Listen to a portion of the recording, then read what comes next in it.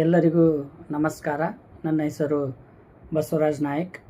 ನಾನು ಬಸವಣ್ಣನವರ ಚಿಂತನೆಗಳನ್ನು, ಅವರ ವಿಚಾರಧಾರೆಗಳನ್ನು ವ್ಯಕ್ತಪಡಿಸ್ತೇನೆ.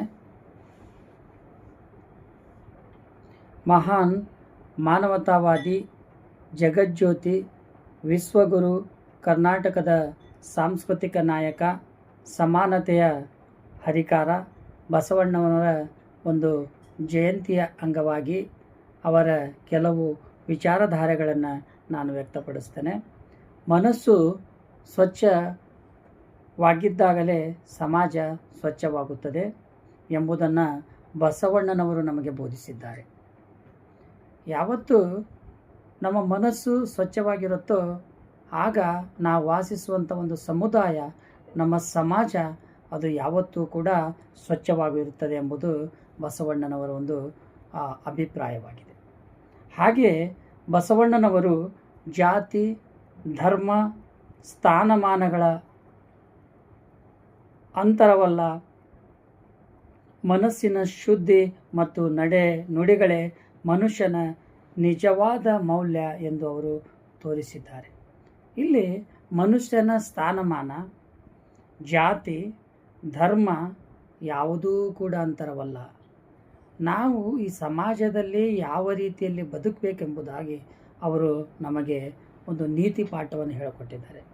ಯಾವುದೇ ಜಾತಿಯನ್ನಾಗಲಿ, ಯಾವುದೇ ನಮ್ಮ ಸ್ಥಾನಮಾನಗಳನ್ನಾಗಲಿ, ಜಾತಿ ಎಂಬುದಾಗಿ ನಾವು ಹೇಳುವಾಗ ನಾವು ಮೇಲಿನ ಜಾತಿಯವರು, ನಾವು ಕೆಳಗಿನ ಜಾತಿಯನ್ನು ಎನ್ನುವಂತಹ ಒಂದು ಮನೋಭಾವ ನಮ್ಮಲ್ಲಿದ್ದರೆ, ಆ ಸಮಾಜದಲ್ಲಿದ್ದರೆ, ಆ ಸಮಾಜ ಸುಖಿ ಸಮಾಜವಾಗಿರಲು ಯಾವತ್ತೂ ಕೂಡ ಸಾಧ್ಯವಾಗುವುದಿಲ್ಲ.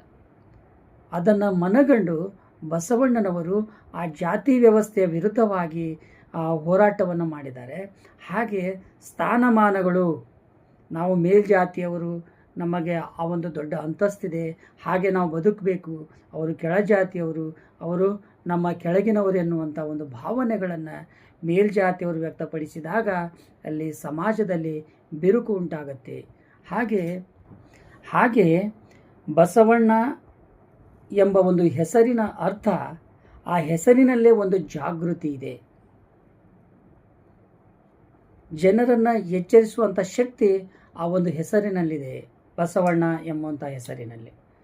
12ನೇ ಶತಮಾನದಲ್ಲಿ ಅಸಮಾನತೆಯ ಕತ್ತಲನ್ನು ಛಿದ್ರಿಸಿ ಸಮಾನತೆಯ ಬೆಳಕನ್ನು ಹರಡಿದ ಮಹಾನ್ ಚಿಂತಕ ಈ ಬಸವಣ್ಣನವರಾಗಿದ್ದಾರೆ. ಸಮಾಜದಲ್ಲಿ ಒಂದು ಅಸಮಾನತೆ ಅಂದರೆ